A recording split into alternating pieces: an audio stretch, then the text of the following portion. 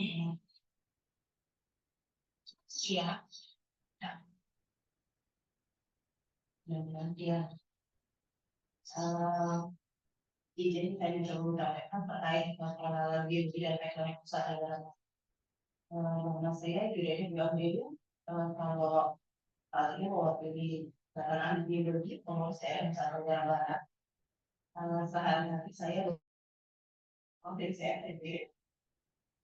jadi itu untuk menyampaikannya Pak Ibu sekalian.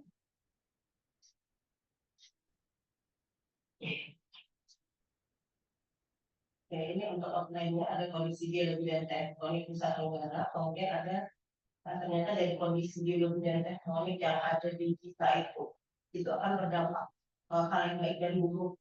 Satu sisi mungkin kita sudah mengalami bersama di 2018 ya, ada kegempaan yang kita alami, bencana kegempaan itu merupakan potensi bencana biologi sebagai dampak dari posisi kita ya, posisi biologi dari Pulau Lombok. Kemudian selain satu sisi tadi bencana ada gempa, tsunami dan lain-lain, saya juga punya banyak potensi sumber daya alam. Seperti mungkin teman-teman tahu di sini ada Aman, PT Aman, ada di Lumpur yang baru ada PT SKM. Nah, satu sisi kita eh, ada bencana, satu sisi posisi itu membawa berkah. Jadi ada potensi mineral-mineral, kemudian banyak gunung api. Tadi satu sisi gunung api itu kalau dia meletus bahaya, tapi kalau misalnya apa setelah itu letusannya itu deh sekitar jadi subur. Sudah pada lain ke Semarang, sudah lah ya. Nah di Semarang itu juga daerah sekitarnya subur kan. Pariwisata dan pertanian berkembang dengan sangat besar. Orang cuma ke Semarang pergi petik stroberi, banyak. Sekarang tuh udah lumayan ya. 25 30 sekali yang masuk untuk masuk ke aku batik stroberi mungkin hanya bisa mati 5 biji kali. Tapi biaya masuknya dan foto bersama stroberinya ya mahalnya. Jadi satu sisi mau makan satu berkah, satu sisi bincangkan. Kemudian jadi ini regional setting untuk pulau Indonesia ada mungkin besok dijelaskan lebih detail sama Pak Didi ya. Jadi untuk regional setting Indonesia saya hanya bahas sedikit. Jadi untuk ini model setting bulan Indonesia dibagi menjadi 3 jadi kita ada di sini. Yang hijau, yang hijau ini merupakan unsur kepulauan Lombok sampai Batak dan sekitarnya. Kemudian ada yang kuning, ini unsur kontinen yang dari Sundaland, Sumba. Kemudian merah mengikuti batuan Australia yang India. Jadi kita itu ada dipengaruhi oleh 3 lempeng ya. Ada India Plate, Australia Plate, sama ada yang Eurasia. Ini ya, ada Triple Junction di sini. Makanya kenapa di daerah kita ini ada banyak gunung api, kemudian ada banyak kegempaan, ada banyak kan kita sebenarnya sadar atau tidak sadar sebenarnya ada gempa yang terjadi yang mungkin ada yang kita rasakan kalau dia skalanya besar dan posisinya beda, tapi banyak juga mungkin yang tidak kita rasakan getarannya. Kemudian jadi ini ada banyak ada banyak gempa-gempa yang terjadi baik dangkal maupun dalam maupun sedang. Ini dia menyebar di sekitar daerah di sekitar Nusa Tenggara. Kemudian juga eh, gunung api karena di daerah selatan itu kan merupakan daerah pinjaman jalur subduksi penginjaman lempeng sebagai bagian dari jadi pergerakan lempeng itu kan kalau kemarin ceritanya kalau gempa kan ada lempeng yang bergerak dia enggak ingat. Jadi kalau pergerakan lempeng itu dia ada 3 jenis, ada yang bergeraknya mendekat atau namanya divergen, kemudian ada yang menjauh namanya konvergen, dan ada yang namanya transform dia berpapasan. Masing-masing pergerakan ini nanti akan menghasilkan ya, salah satunya yang berjalan dan api ya saya cuma sepanjang jalur season ini atau jalur penunjangan. Jadi dari sepanjang Sumatera sampai dengan Nusa Tenggara ini bisa kita jumpai banyak gunung api. Kemudian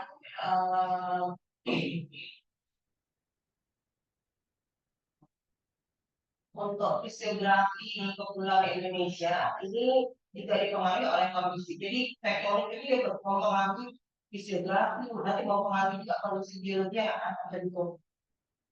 Nah, posisi Nusa Tenggara itu ada di sini ya, Bapak Ibu sekalian.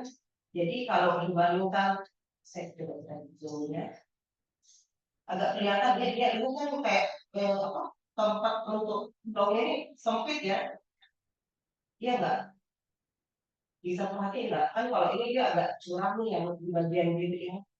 Beda tuh dengan Sulawesi, Sulawesi agak luas gitu. Kalau kita kan cuma ini, jadi cuma kayak ya udah ini misalnya pulau, ya udah kita menumpang ada wilayah segini, kita pulaunya di atas. Jadi dia kalau para ahli mengatakan dia tanahnya genting karena dia relatif sempit jika dibandingkan dengan pulau Kalimantan, Sulawesi, Sumatera yang Jawa yang sudah lama terbentuk. Jadi untuk Nusa Tenggara ini termasuk dia umurnya relatif muda dibandingkan dengan daerah lainnya di Indonesia. Kemudian dia sama juga fisiografi ini. Jadi dia fisiografi ini tektonik yang ada yang berkembang di Nusa Tenggara di daerah Nusa Tenggara ini juga sangat dinamis. Jadi masih berproses sampai dengan sekarang. Gempa banyak terjadi, gunung api, kemudian proses pembentukan antara Indo Australia dan Timur ini masih berjalan, waktunya yang ada di bawah. Jadi di tiga wilayah Nusa Tenggara ini dia dipengaruhi oleh dari Sunda, kemudian dari Flores ini, kemudian dari Indo Australia. Jadi dia mempengaruhi ke kondisi geologi yang ada di sekitar Nusa Tenggara. Kemudian untuk tektoniknya sendiri ini dia berada pada daerah penangkapan karena adanya subduksi radial yang tadi ada jalur dan tadi kan ada jalur penunjangan yang dari Sumatera sampai dengan Nusa Tenggara yang ini. Nah ini dia mempengaruhi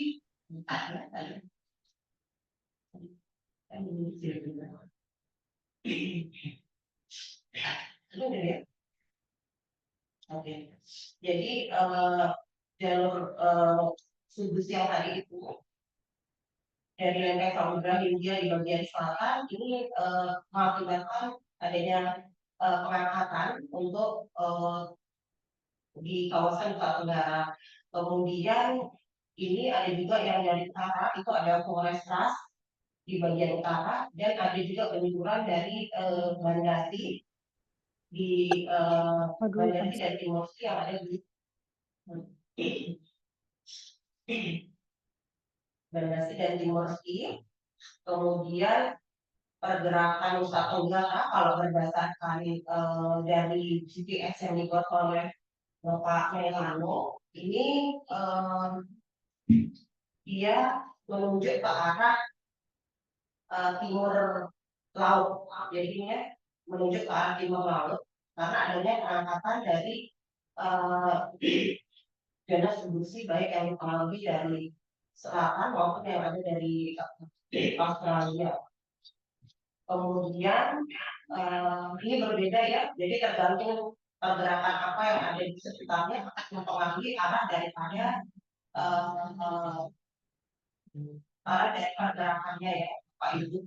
Jadi ini kayak ini kan yang menjawab dia ke arah timur pergerakannya. Ya ini relatif ke arah timur laut mulai dari Bali sampai ke Nusa Tenggara. Kalau yang atas Sulawesi juga hampir mirip dengan Jawa ininya pergerakannya. Kemudian untuk segmen tektonik ini ada terusan Sunda yang sini ini merupakan gabungan dari Jadi dari Sumatera sampai Jawa, zaman dulu sampai Nusa ke Bali sampai Bali dan Lombok. Kemudian ada busur vulkanik Banda di Banda vulkanik A. Kemudian ada busur bangkit. Ya belum jalan saya.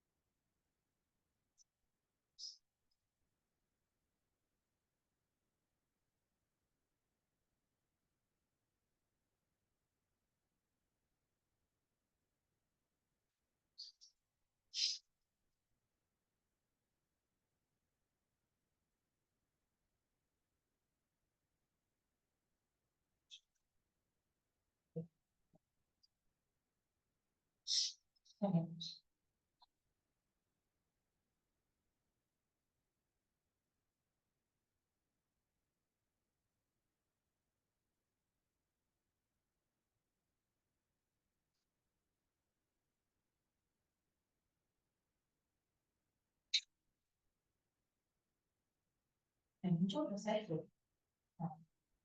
Enggak, enggak bisa. Enggak bisa.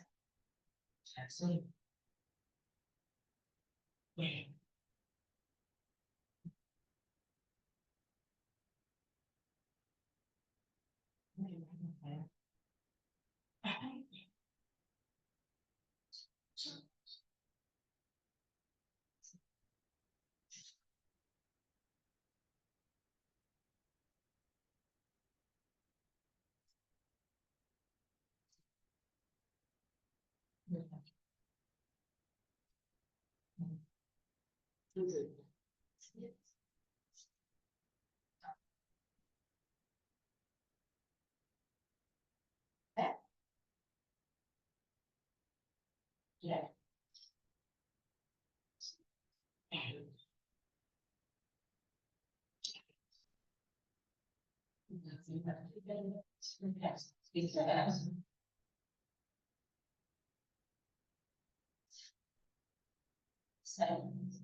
Tapi dia nggak mau slide show dia.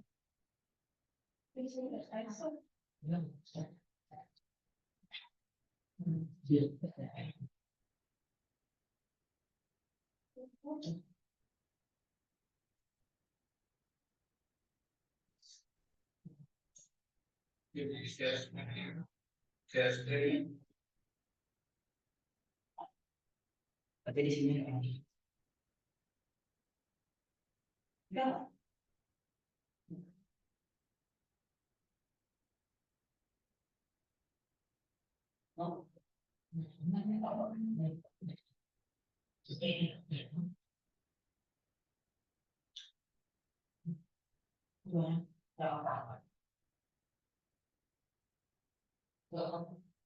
Kelihatan tapi nggak bisa saya show. Iya. Nggak apa-apa.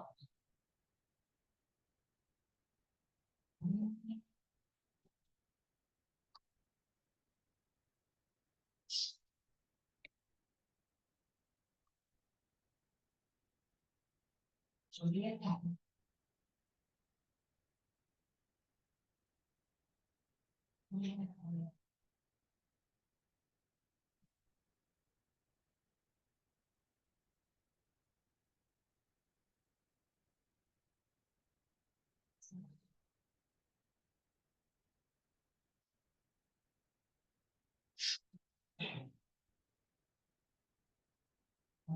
Ada. Ada. Jadi ini untuk segmen elektronik di Nusa Tenggara ini ada tulisan Sunda, kemudian ada tiga unit elektroniknya ini yang dibedakan warna ini ada Busur Kepulauan Sunda dan Banda, kemudian ada Sumba kontinental, sama ada Timur Tengah dan Australia yang ada di sini. Kemudian untuk segmen tektonik Nusa Tenggara ini ada dari terusan Sunda, kemudian ada busur vulkanik Banda, kemudian ada Java Plains yang ini, kemudian ada Timur Kalimantan, kemudian ada Flores Wetar Atlas. Jadi ini yang ada perbedaan warna ini merupakan segmen tektonik untuk di Nusa Tenggara. Kemudian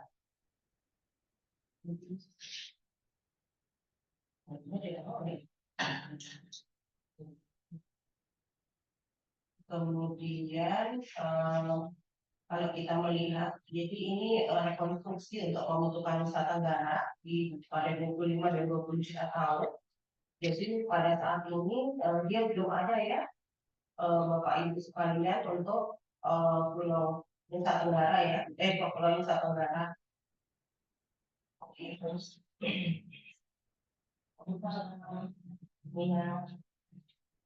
jadi ini proses rekonstruksi dia menggambarkan kejadian-kejadian sedikit.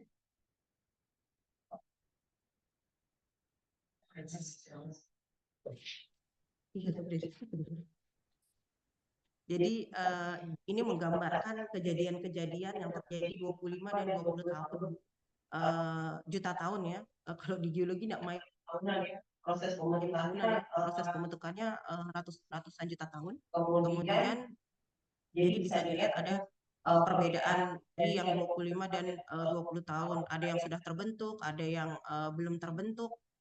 Kemudian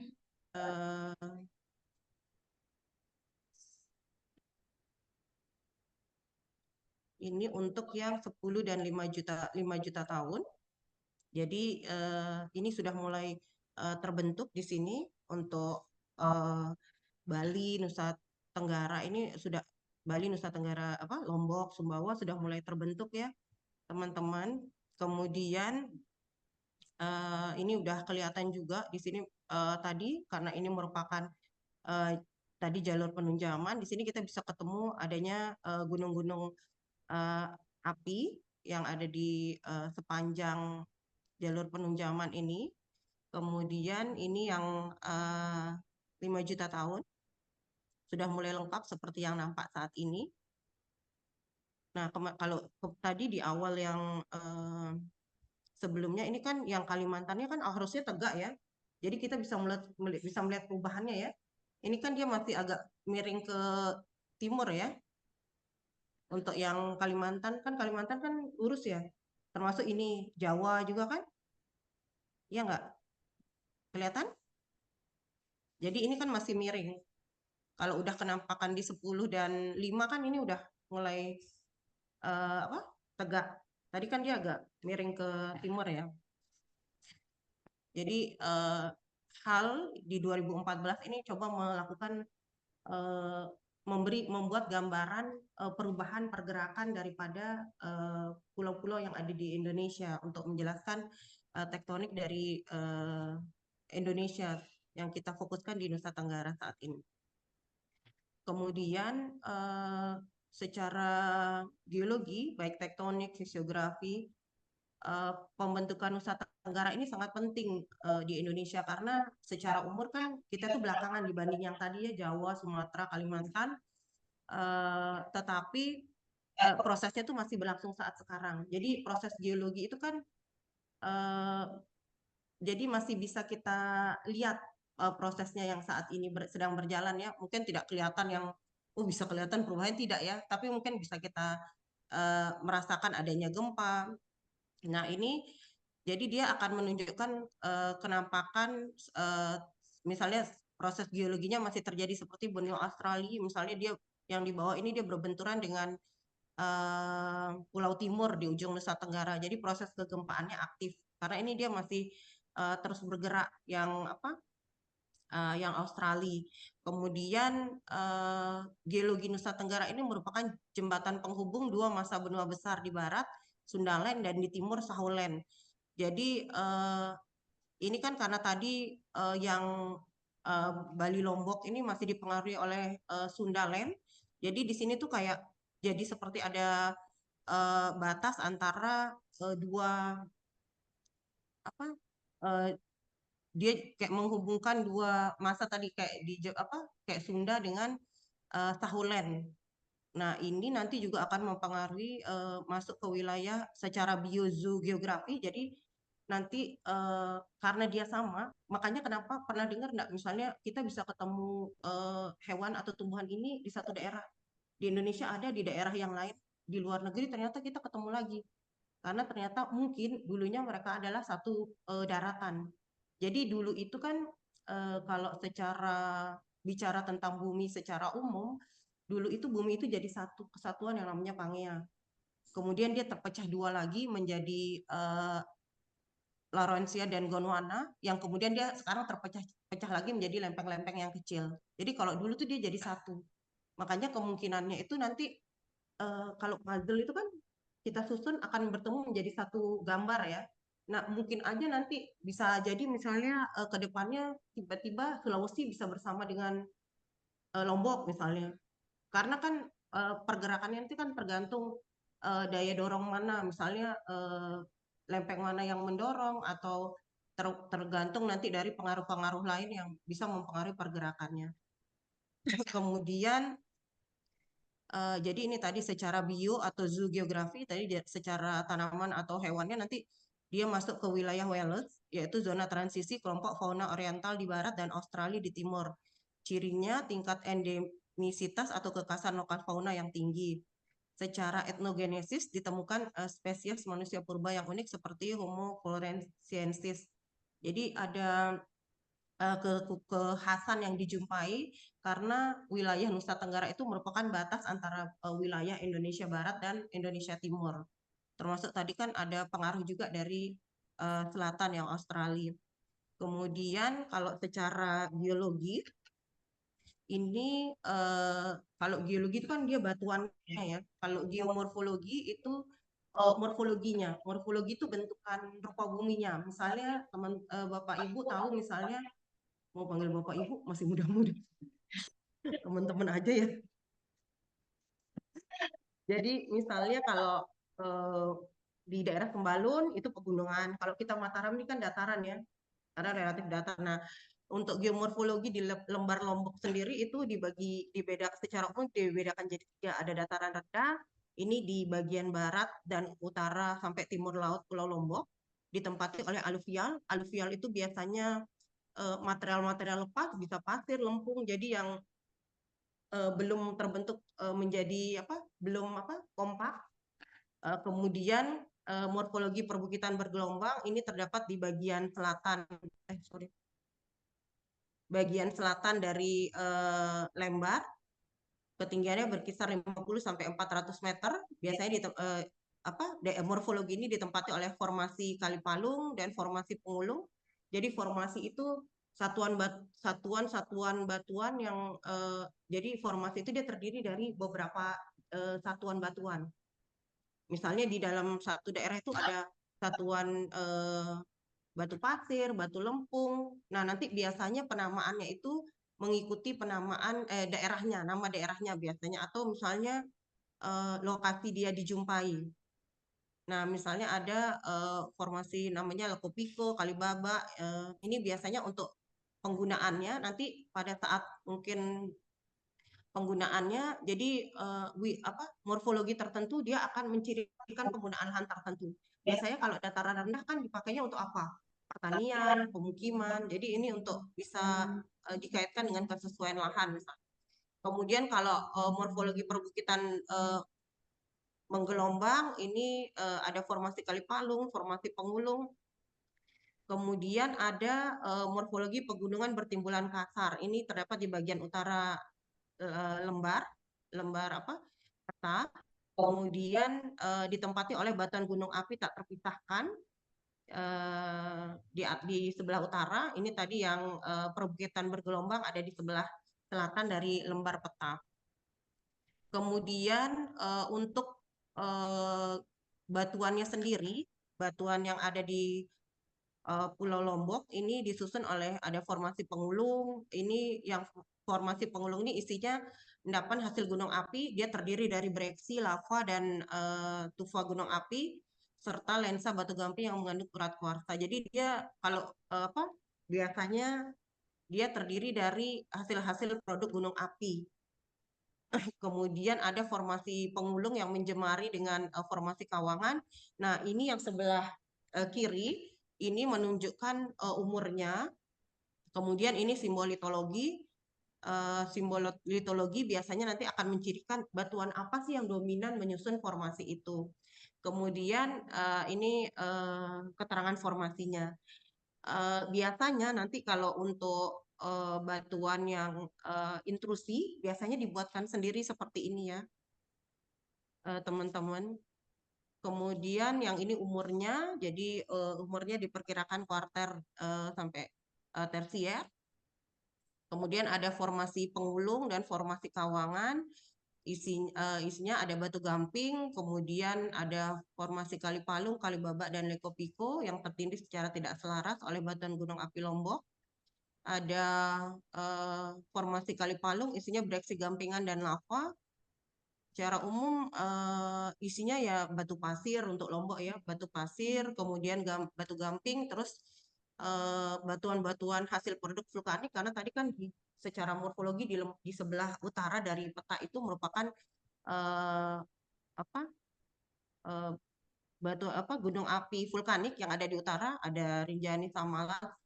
Kemudian ada satuan batuan termuda yang ada di Lombok yaitu aluvial. Tadi aluvial yang lepas ya. Kalau gamping itu biasanya kalau orang nyebutnya tuh batuan kapur biasanya. Kalau bahasa awam umumnya ya.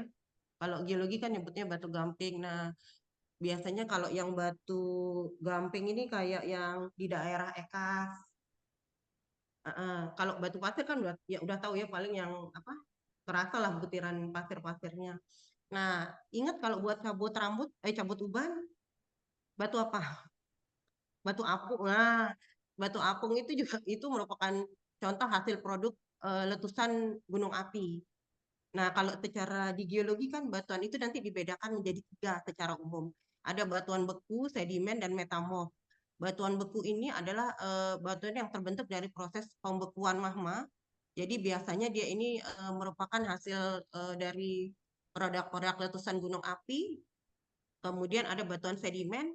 Batuan sedimen ini ada 2 jenis, apakah dia klasik atau non klasik. Kalau dia nanti klasik ini biasanya mengalami proses transportasi dulu.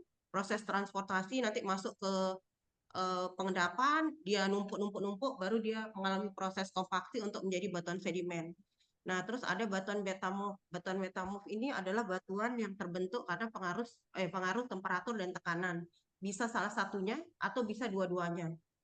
Nah, ketiga jenis batuan ini dia bisa berubah lagi. Misalnya batuan beku bisa berubah menjadi beku atau bisa berubah menjadi sedimen dan metamorf.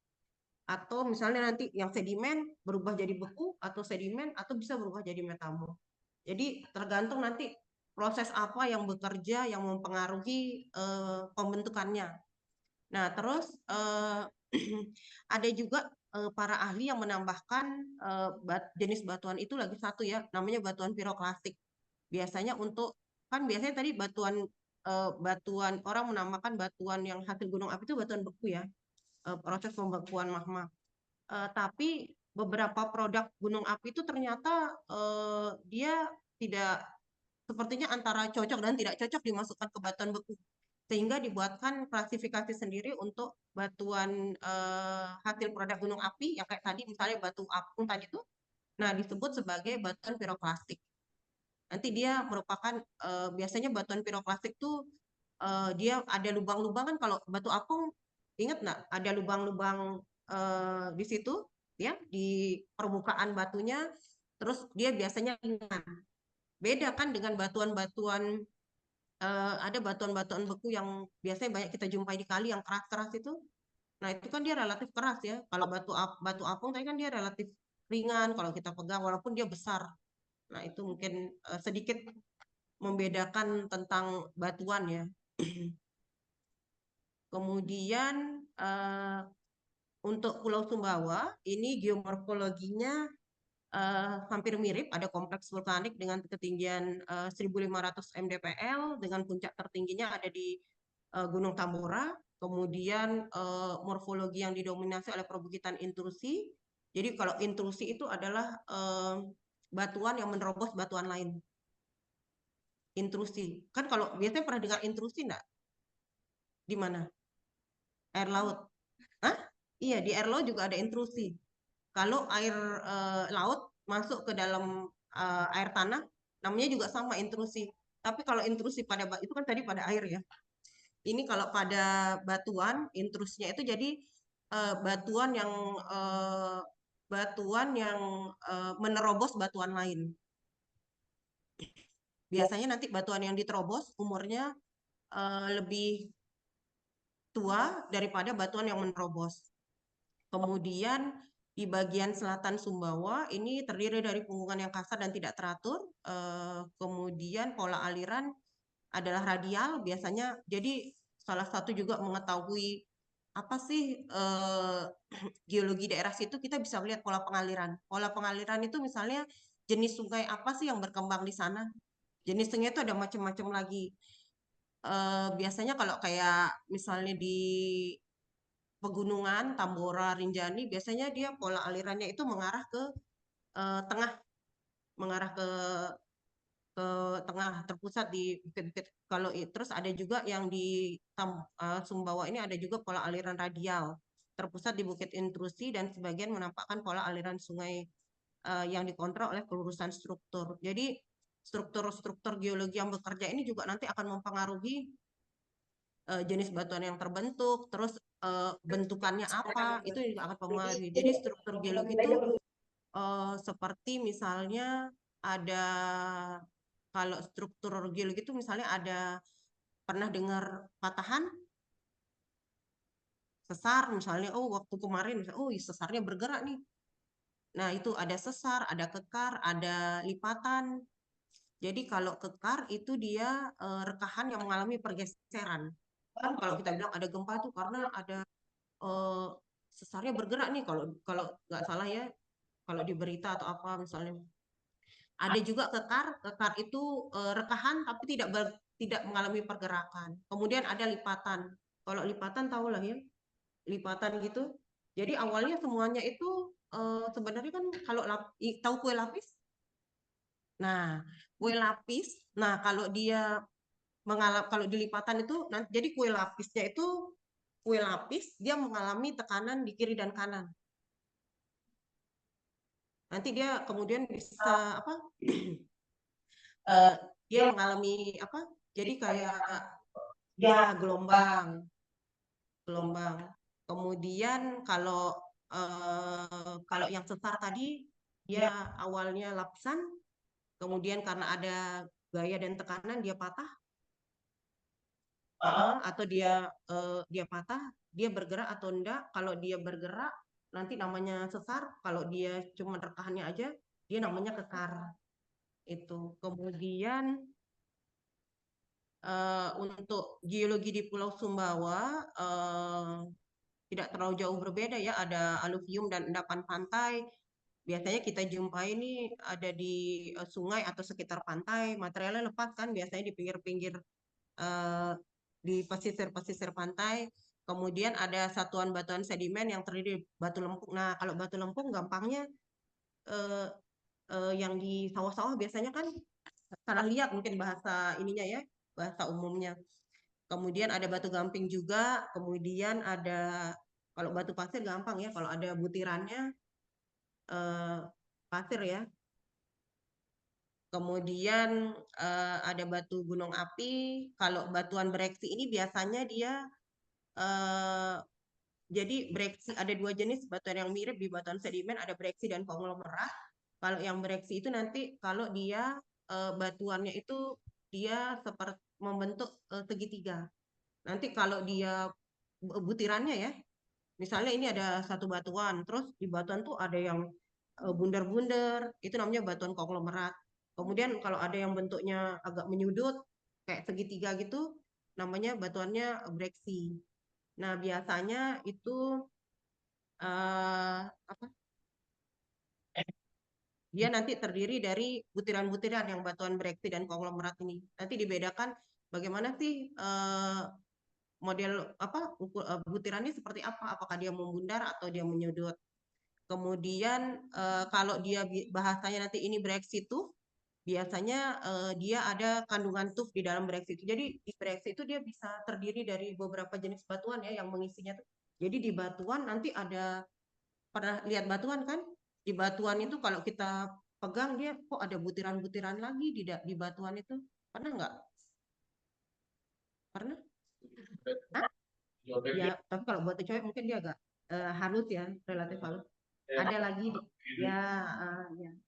Nah, kemudian tadi kalau dia bahasanya satuan batuan terobosan, tadi berarti tadi ya batuan intrusi. Kemudian ini untuk hidrogeologi itu air tanah. Jadi untuk jadi di geologi itu ada di batuan itu ada batuan-batuan yang bisa menyimpan air. Ada yang dia menyimpan tapi dia tidak mau melepas. Tapi kayak pasir kan dia nyimpan air tapi dia juga bisa melepaskan. Nah, kayak lempung, lempung tuh air bisa masuk tapi dia pelit orangnya. Dia nak mau bagi-bagi. Susah. Ah? Iya. Nah, di geologi itu ada cekungan-cekungan air tanah yang dimana batuannya itu dia mengandung air. Jadi dia punya potensi air, ada yang besar, ada yang kecil, ada yang bisa menyimpan dan menyalurkan, ada yang tadi bisa menyimpan tapi dia tidak bisa memberikan. Nah, ini ada 9 cekungan air tanah yang ada di NTB. Untuk ada Tanjung Sambalia, ada Mataram Selong, ada Sumbawa Besar, ada Pekat, Sanggar Kilo, Bima, ada Empang, Dompu, dan Tawali Sape.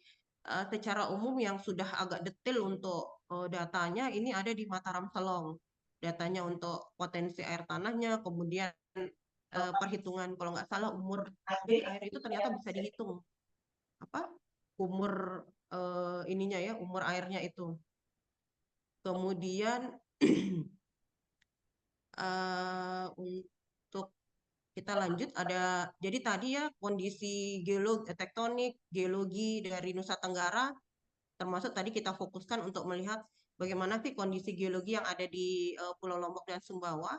Nah, kemudian tadi satu sisi kita bilang hal baik, ada potensi sumber daya geologi yang bisa dimanfaatkan, tapi satu sisi kita punya potensi bencana yang perlu kita waspadai. Kalau nggak salah dari data teman-teman BPBD, kita tuh di NTB ada 15 jenis bencana. Kemudian banyak ya. Salah satunya ini kalau yang kita bahas di sini yang terkait dengan geologi, misalnya gempa bumi. Nah, posisi tadi kita berada di utara ada Flores Trust, tadi kemudian di selatannya ada subduksi, ini berpengaruh terhadap potensi terjadinya gempa bumi yang bisa kita rasakan. Kemudian ini sebarannya teman-teman bisa dilihat ada yang besar banget pernah kita rasakan, kemudian ada yang kecil juga. Nah, ini biasanya beberapa gempa-gempa besar yang sudah dirasakan. Jadi minum dulu ya.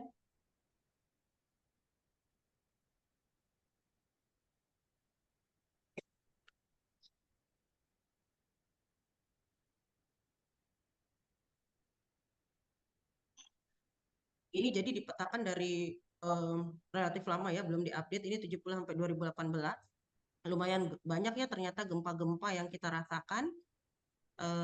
Ada banyak lokasi-lokasi yang bisa menimbulkan gempa, wilayah-wilayah yang bisa berpotensi terjadinya gempa. Selain tadi, karena memang sudah ada jalur subduksi yang ada di selatan dan ada Flores Trust yang ada di utara. Ternyata Ini juga ada di sini juga ada patahan-patahan di sekitar kita. kemudian Kemudian ini sejarah gempa merusak di Bali dan Nusa Tenggara Barat, Nusa Tenggara. Ternyata kita juga banyak merasakan gempa-gempa besar yang merusak, yang salah satunya juga akan terdampak pada, jadi kalau gempa itu nanti ikutannya bisa likuifaksi atau tsunami, yang mungkin pernah ya di 2018 tuh, waktu awal gempa kan kita ada peringatan, sempat merasakan juga akan ada peringatan tsunami. Nah, yang sebelah kanan ini adalah peta resiko yang dikeluarkan dari BPBD untuk potensi-potensi terjadinya gempa. Kemudian untuk yang tsunami, kalau dilihat dari Tsunami Risk Indonesia yang dibuat oleh Bakor Surkanal, ini kita warnanya merah ya, termasuk berarti potensi tinggi untuk tsunami. Termasuk potensi tinggi untuk tsunami. Tsunami ini bisa terjadi tadi, salah satunya juga karena adanya terjadinya gempa tadi. Ini beberapa kejadian tsunami yang sudah pernah tercatat. Ternyata kita pernah mengalami tsunami di Sumbawa di 1820. Kalau nggak salah pernah juga di Awang, tapi tidak dirasakan meluas. Jadi perlu menjadi waspada. Nah, kita juga kalau dari hasil pernah pemetaan tsunami yang dilakukan di Kota Mataram itu sekitar 5 menit itu bisa yang kalau dari IAP misalnya kita kita bisa terdampak tsunami tsunami itu meluasnya itu sekitar 5 menit waktunya. Jadi perlu menjadi waspada, tapi bukan untuk ditakuti ya. Karena kita kan sudah tahu tadi kita hidup di daerah yang apa sih namanya supermarket bencana ya. Jadi itu merupakan satu perlu meningkatkan kewaspadaan dan kapasitas kita. Ini juga dibuatkan peta oleh teman-teman dari BPBD untuk lokasi-lokasi yang sekiranya dianggap berpotensi untuk terjadinya resiko bencana tsunami.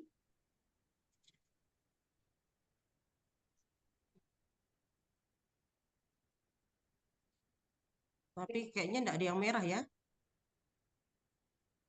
Ini rata-rata hijau dan ke arah kuning ya.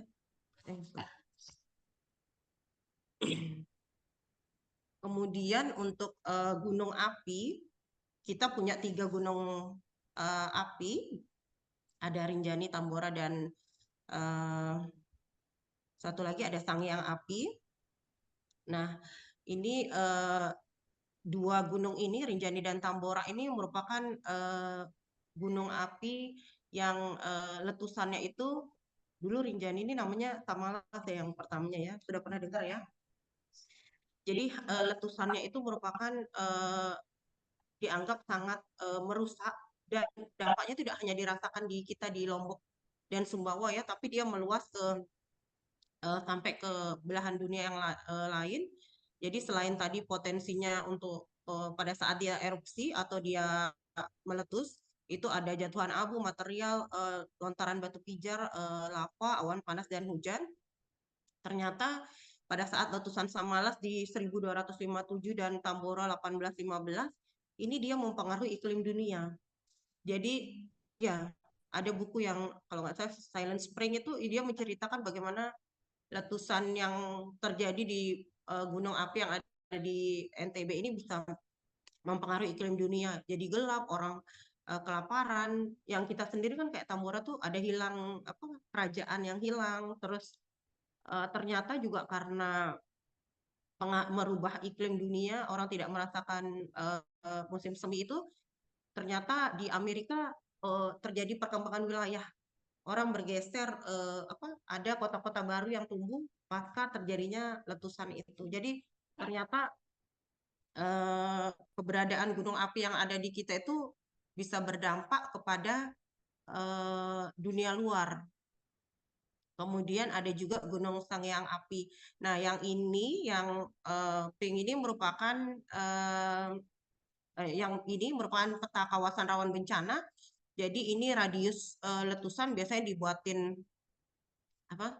dibuatin misalnya, oh kalau letusannya nanti ada perkiraan misalnya letusannya ke arah mana, kemudian perkiraan besarannya seperti apa. Nah ini nanti ada kawasan-kawasan, oh kalau letusan sekian nggak boleh beraktivitas di sekitar sini.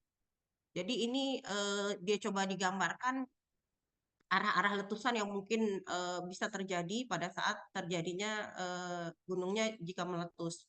Kemudian yang hijau ini dia menjelaskan untuk peta resiko. Jadi kalau resiko ini nanti tergantung bisa berbeda-beda ya, tergantung misalnya arah runtuhan. Misalnya pada saat gunung meletus, arah runtuhannya kemana? Apakah letusannya yang tegak lurus atau letusannya bisa dia keluarnya lewat samping? Jadi tergantung semuanya tergantung tenaga yang bekerja dari baik dari dalam maupun dari luar. Kemudian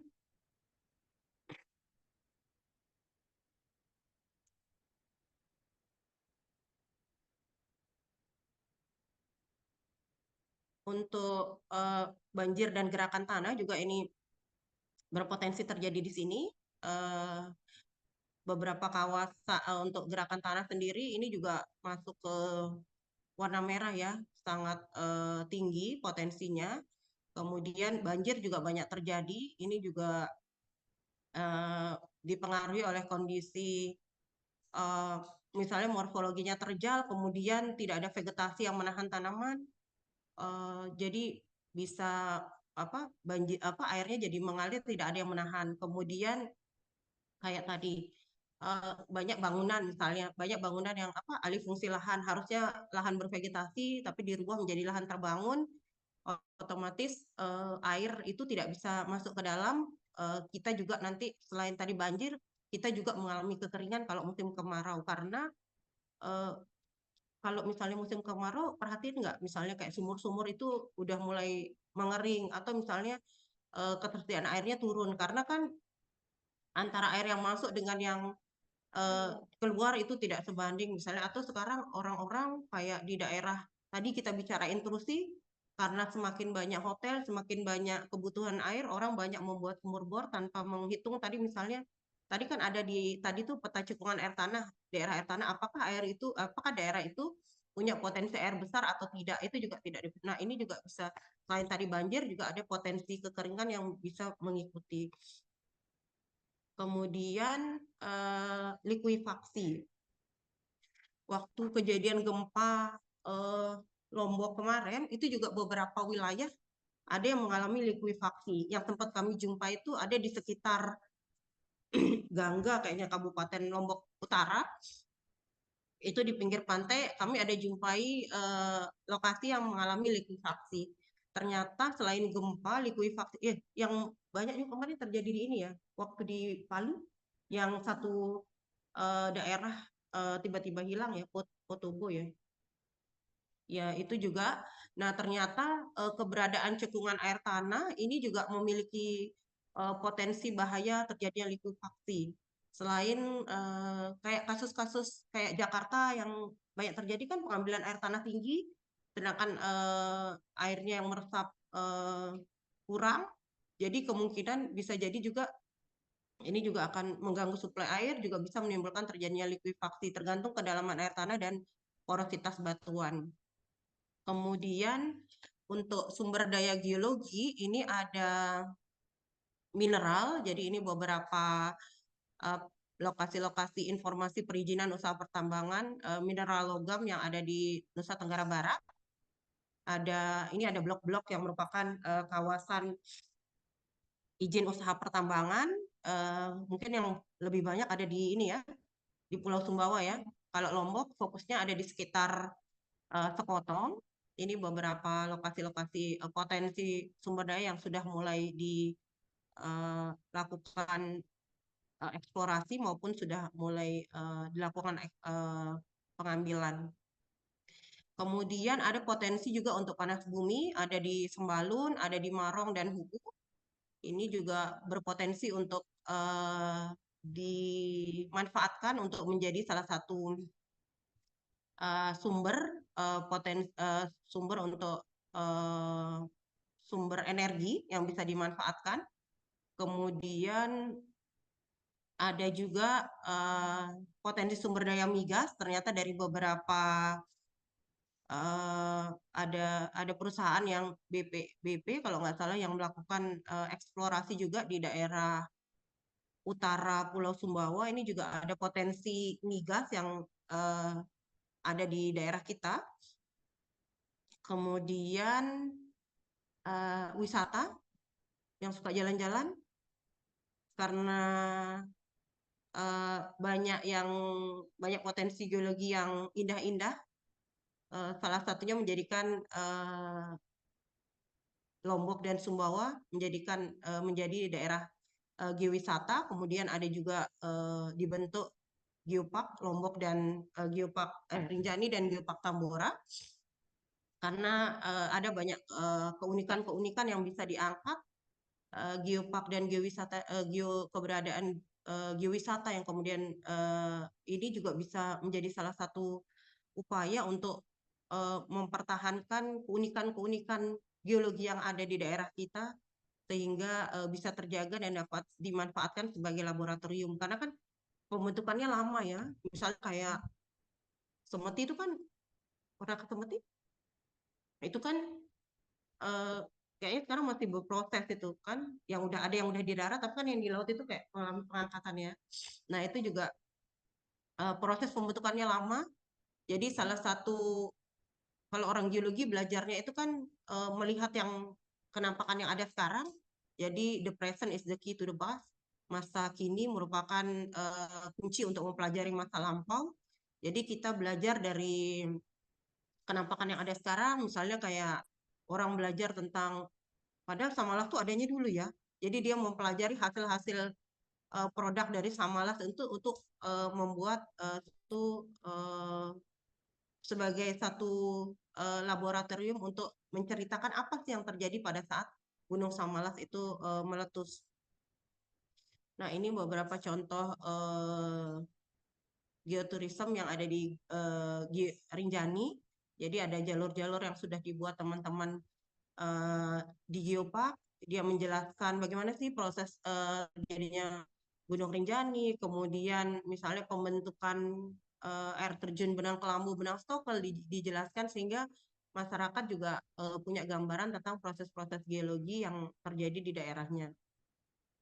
Ini yang Tambora dan Satonda, banyak hal-hal unik yang bisa dipelajari. Misalnya kayak di Tambora itu ada fosil-fosil yang dijumpai yang ternyata mirip dengan ada yang di luar, tidak dijumpai di sini. Karena ya tadi itu ya, kita tadi ada pertemuan antara Sunda dengan Sahul termasuk dari Australia tadi.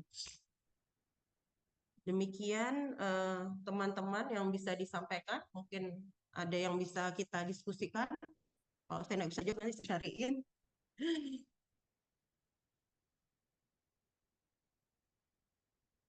Ada yang mau ditanyakan? Atau jadi pusing? Iya.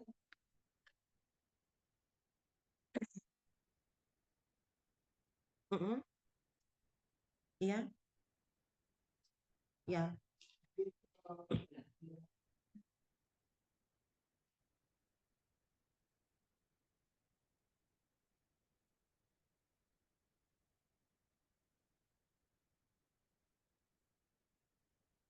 Oh ya. Oke. Jadi kalau yang semua punya ini masing-masing ya. eh, tapi sih sebagai kebanyakan yang subduksi ya, yang apa bertumbukan tadi ya, yang bertumbukan itu. eh, tapi satu sisi yaitu tadi ada posisi apa positif dan negatifnya. Satu sisi kan dia menghasilkan dia bertumbukan lempengnya. Nanti pada saat dia bertumbukan eh, yang ada bagian yang meleleh, kemudian dia akan keluar menjadi gunung api. Makanya tadi ada deretan gunung api itu sebagai hasil dari peleburan dari lempeng yang keluar sebagai yang keluar nanti akan terbentuk menjadi gunung. Kemudian kalau nah biasanya dari pergerakan itu juga banyak gempa-gempa terjadi. Ya, mungkin yang apa tadi? Yang yang konvergen ya, yang mendekat.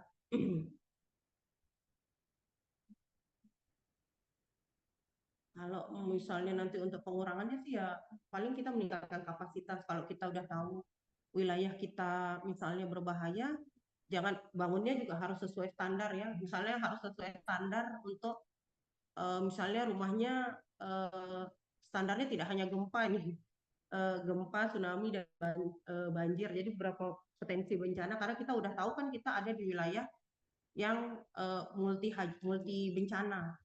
Iya, kalau nggak salah di catatan BPBD ada 15 bencana di sini.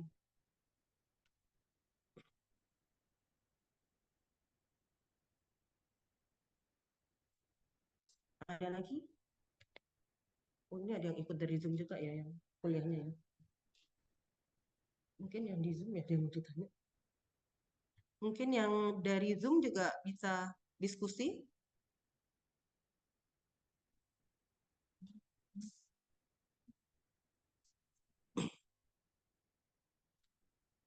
Yang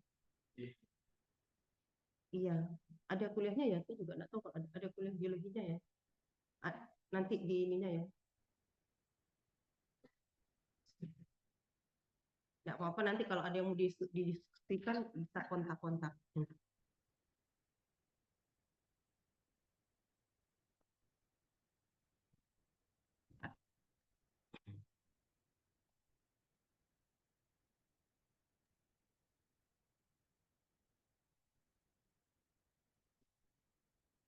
Ah, ah. Eh, batuan menjadi logam tuh tidak langsung jadi ini ya. Biasanya dia berasosiasi. Kan di batuan itu nanti ada mineral mineral yang mengisi batuan. Nanti mineral itu ya diolah lagi. Nggak bisa misalnya kan kayak misalnya langsung jadi emas itu nggak bisa. Nanti dia diolah dulu. Ada proses pengolahan pasti.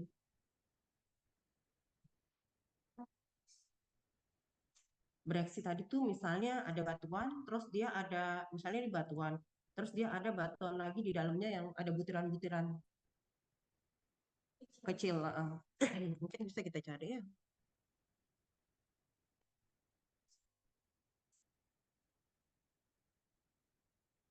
Tebing bereaksi di mana? Oh, di Jogja. Iya, jadi tebing bereaksi itu dulunya adalah bereaksi yang ditambah, kemudian dijadikan tempat wisata.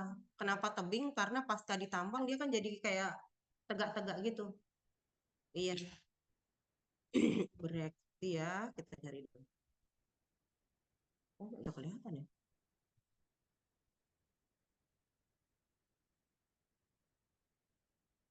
Ini ya, batuan bereaksi. Sudah ke tebing bereaksi?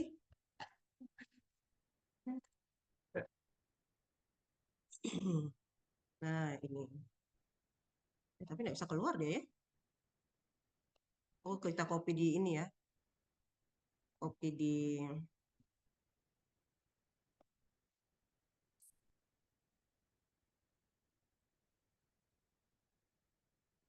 Jadi biasanya nanti di batuan itu ada batuan lagi. Udah keluar ya zoomnya ya? Oh belum ya? Gimana, Mbak? Iya. Kalau biasanya batuan-batuan yang berlapis, saya bilang tadi kue lapis, itu biasanya kita ketemu di batuan sedimen. Namanya batuan sedimen. Karena kan tadi batuan sedimen itu kalau yang batuan sedimen kan tadi ada dua jenis. Ada yang klasik atau non-klasik. Dia mengalami proses transportasi atau tidak. Kalau dia mengalami proses transportasi, biasanya nanti batuannya biasanya kan dari batuan besar, dia karena pengaruh erosi, perubahan suhu. Nah, dia lama-lama kan kalau batuan itu kan walaupun keras lama-lama kan dia jadi apa? Ya lapuk, dia jadi lepas. Nah, batuan yang lepas ini kemudian dia terbawa sedikit-sedikit oleh misalnya bisa angin, bisa oleh air. Nanti dia terbawa dulu ke cekungan pengendapan. Nanti ada lagi batu di atasnya. Nah, kayak buat kue lapis. Jadi dia sesusun, sesusun, sesusun. Kemudian dia mengalami proses kompaksi. Nah, biasanya kalau di batuan sedimen, dia nanti akan menunjukkan perlapisan. Itu salah satu struktur pada batuan sedimen adalah perlapisan. Kalau dia ukurannya di 1 cm ke atas. Tapi kalau dia lebih kecil dari 1 cm, ada perlapisan lebih kecil dari 1 cm, itu namanya laminasi. Ya, kita juga bisa jumpai struktur kayak perlapisan nanti di batuan metamorf, tapi dia bukan perlapisan. Dia hanya ada penjajaran mineral. Kan di batuan tuh nanti ada mineral-mineral lagi. Ada yang punya kandungan mineral atau ada yang batuan-batuan isinya, batuan lagi gitu. Ya.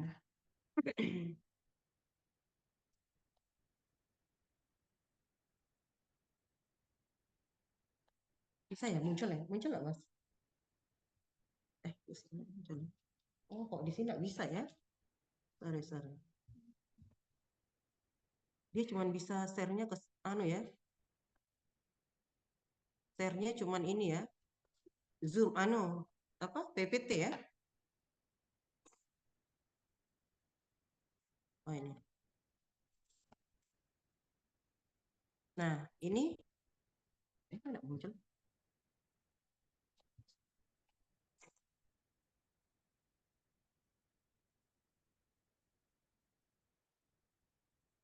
Nah, ini bereaksi. Jadi di dalam batuan itu ada banyak batuan-batuan lagi. Nah, kalau bereaksi biasanya ini kan dia agak menyudut nih, agak segitiga. Ini namanya bereaksi. Ada yang sama kayak gini, tapi dia membundar. Namanya konglomerat, karena banyak uangnya.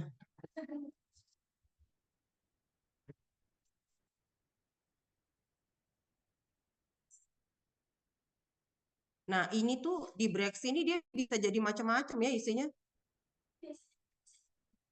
Ada, banyak di sekitar kita. Ada ya banyak ya. Pinggir-pinggir sungai biasanya kalau mau cari singkapan batuan tuh, kalau pantai bisa jadi ada. Iya, bisa. Iya, Hah? Iya. Sungai dominan tergantung kandungan bereksinya.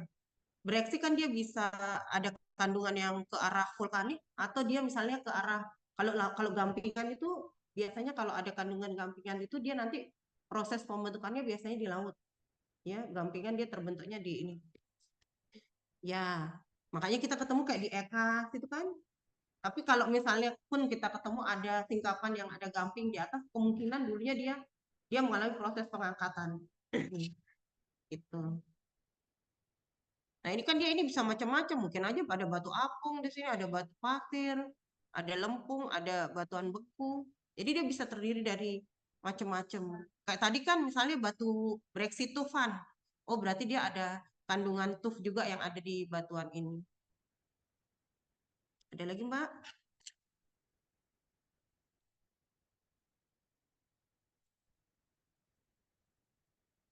Siap nanti kalau mau diskusi.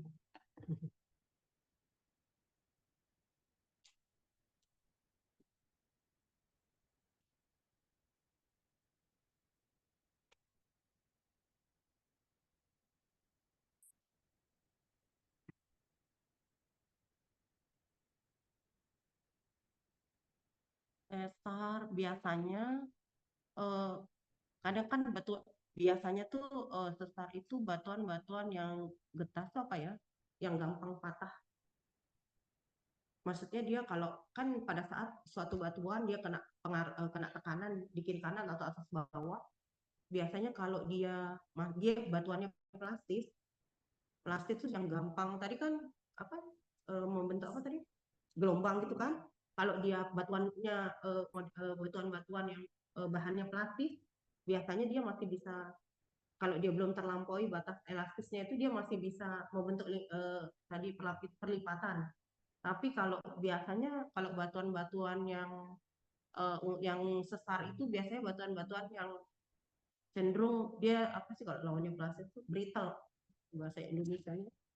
Dia yang kalau misalnya dikasih tekanan dia mudah patah. Iya, biasanya itu. Kalau keras atau enggaknya itu nanti tergantung juga. Bisa jadi kan kalau kayak tadi, kalau yang apa? Ada batuan-batuan yang dia apa namanya?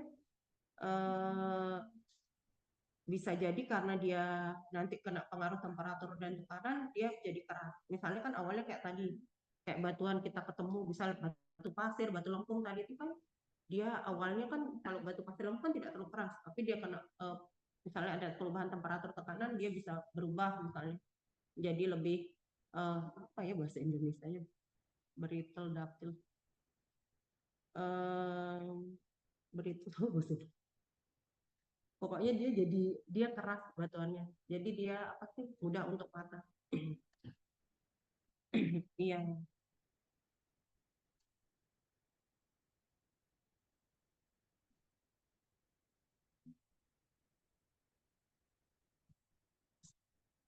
nanti kalau dari kesehatan ininya arahnya kemana kalau bencana? Oh udah ada seksi. Oh. Terus kegiatannya apa?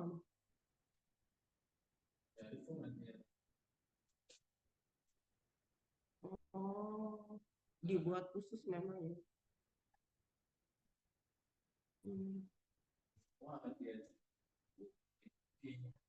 gitu. Mm-mm. Oh, itu untuk penyiapan ya. Berarti dari kesehatan juga buat ini sendiri ya. Ada tim sendiri tim untuk surveillance.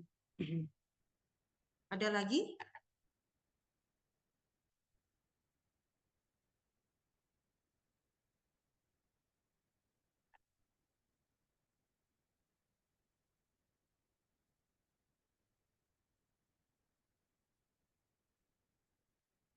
Ya kalau keluar mati. Ada lagi Mbak?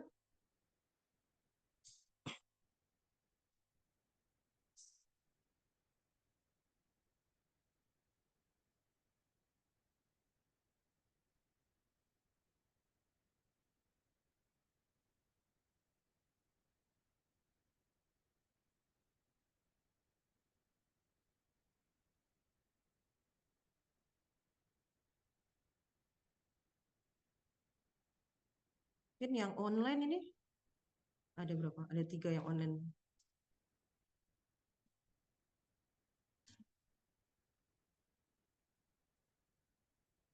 Oh, ada yang nanya ya, sorry.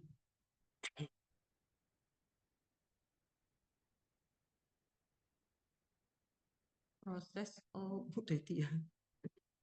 Maaf. Oh siap Bu Teti. Proses terbentuknya sungai pada jurang yang sangat dalam. Eh biasanya ada faktor struktur nanti Bu Teti yang akan mempengaruhi proses pembentukan sungai. Makanya kenapa pola pengaliran itu juga bisa menjadi satu indikasi kalau di daerah itu ada struktur yang bekerja, misalnya bisa patahan atau lipatan. Jadi bentukan-bentukan yang nampak, misalnya kayak kalau kita melihat di suatu daerah itu ada perbedaan kontur, terus misalnya sungainya tiba-tiba mengalami pembelokan. Nah, itu juga bisa sebagai suatu tanda kalau di situ ada struktur yang bekerja, misalnya bisa patahan atau kekar. Mungkin itu Bu Teti.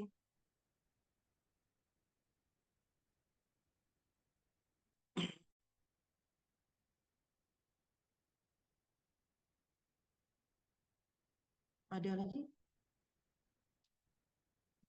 Ya.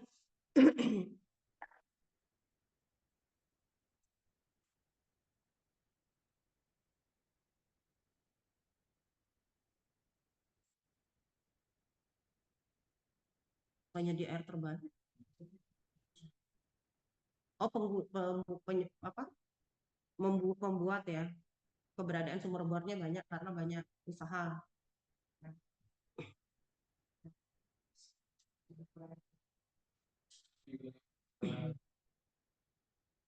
Mm-mm, mm-mm. Ya, memang kalau daerah Lombok itu daerah utaranya itu merupakan, apalagi daerah-daerah sekitar kawasan Rinjani itu merupakan daerah-daerah yang punya potensi air cukup, maksudnya aquifer produktif ya, produktif tinggi karena bisa kandungan air. Cuman yang di KLU itu memang banyak mata air kan di daerah KLU ya, di bagian utaranya ya. Iya, jadi utara ya, sebelah di atas ya. Cuman di KLU itu dia kejadiannya di KLU itu kalau utara itu banyak air, tapi nanti tengah itu airnya hilang. Ya kan? Nanti dia muncul lagi di pinggir-pinggir sungai itu kan banyak mata air yang ada di pinggir sungai, pinggir apa pantai. Iya, jadi dia di KLU itu penguapannya tinggi, airnya banyak, tapi makanya kenapa kalau di KLU itu tidak cocok untuk bangun kayak embung kalau kayak semacam di Lombok Timur atau Lombok Tengah. Kan kalau Lombok Timur daerah Janapria apa sama Kerwa ke sana itu kan itu banyak dibangun embung karena dia itu salah satu upaya pemananan air, tapi model kayak gitu tidak cocok dilakukan di KLU karena dia tinggi penguapannya. Memang banyak sumur bor yang ada di sana. Satu sisi memang dia kalau misalnya dia bangunnya embung dia tidak bisa karena penguapan di KLU itu cukup tinggi. Kondisi iya, terus dia jenis tanahnya, tanahnya itu dia di tengah itu lepas kan, yang di tengah-tengah sebelum sampai ke pantai itu. Uh-uh. Terus makanya kan kalau misalnya kayak pertanian di sana kan banyak menggunakan sumur, dia pakai sumur bor, terus dia pakai apa sih sistem sprinkle itu, yang apa namanya? Jadi airnya tuh dipakein apa sih namanya? Selang, selang yang diputar nanti. Karena dia kalau dia nyiram biasa gitu aja, airnya cepat hilang. Makanya dia kayak sistem kontinu disiram dulu lama. Tapi kan bisa di akar-akar kan, awalnya kan kering di akar-akar, daerah akar-akar. Iya, barat yang mana? Iya, makanya kan itu kan utara di atasnya kan. Maksudnya misalnya ini KLU ya, ini berarti apa Gangga yang di atas ya? Eh, Gangga ya. Nah, yang di sini kan kota Tanjungnya, di sini yang pantai yang ke arah Mau Bangsal. Nah, di sini memang banyak air. Santong, Kayangan, ini kan daerah-daerah banyak air. Ini juga termasuk kaki Gunung Rinjani kan, termasuk yang Gumantar. Ini kan juga daerah-daerah punya banyak air. Terus apa namanya yang di Yano, Kartagangga, Gangga. Tapi kan yang di tengah kayak nanti di sekitar eh, apa sih antara yang pantai sama ini kan, nah di situ airnya hilang. Nanti dia muncul lagi di sekitar pantai. Ini jenis tanahnya juga berpengaruh.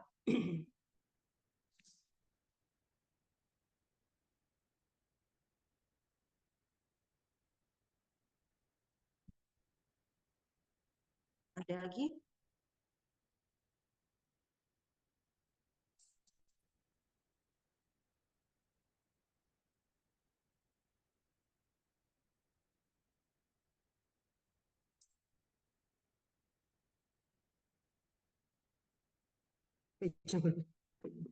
Iya, ya. Sudah? Ada lagi yang mau ditanya? Jangan nanti kepikiran.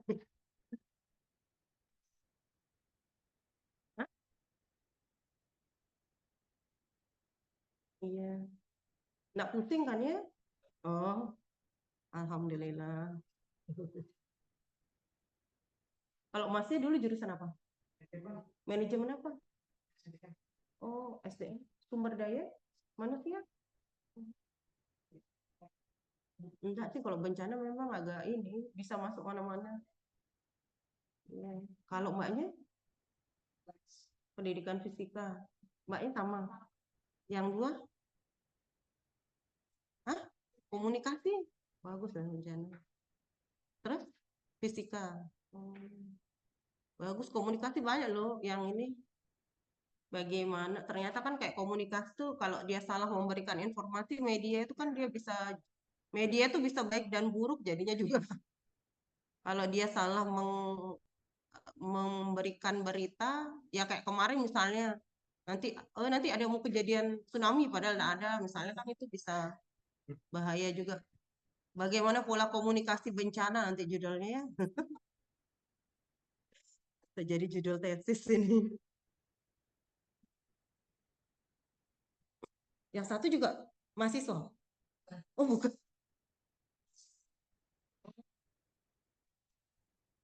PKL dari mana? Oh SMK. PKL di anu juga ya, di universitas.